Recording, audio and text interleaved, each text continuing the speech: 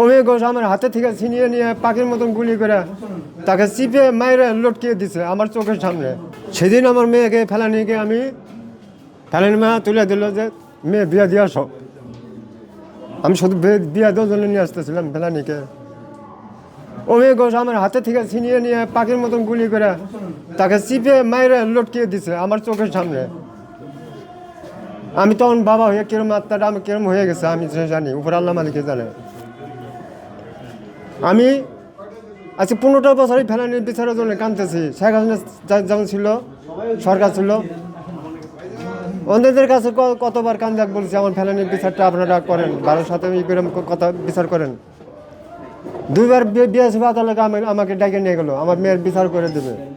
ওনারা কোনো বিচার করেন নাই, আরও আমার ওপরে তাংসানা করছে। আমি এই কারণে এখন বিচারটা সুপ্রিম কোর্টে আছে ভারতে, বিচারটা অনেক দিন থেকে ঝুলে আছে। যেহেতু আমি এখন বয়স আমারও হয়ে গেছে, হীন হয়ে গেছে।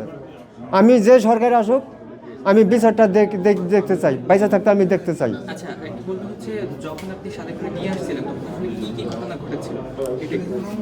তখন ফেলানিকে যখন আমার সামনে গুলি করে একটা বাবাকে এখানে একটা চিল্লানি মারো, আমি তো তখন আমি বেহুশ হয়ে গেছি। আমি দেখছি ভারতের যে আরও অন্য বিএসএফ ছিল সবাই ফেলানিকে ধরে নিছে। গুলি লাগার পরেও তাকে ধরছে, ধরার পরেও তাকে আমার চোখের সামনে চিপা মারছে, মাইরা তো কাটা ধরে ঝুলিয়ে দিছে।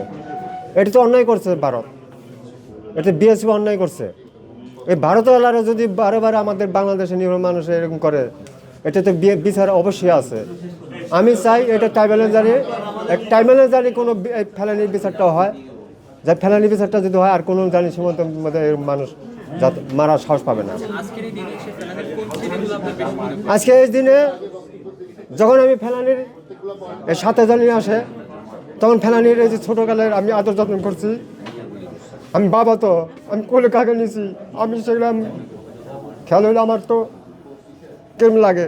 এই যে ছবি দেখছি, ছবিটা দেখে আমার কান্দ হয়েছে, চোখের সামনে হয়েছে।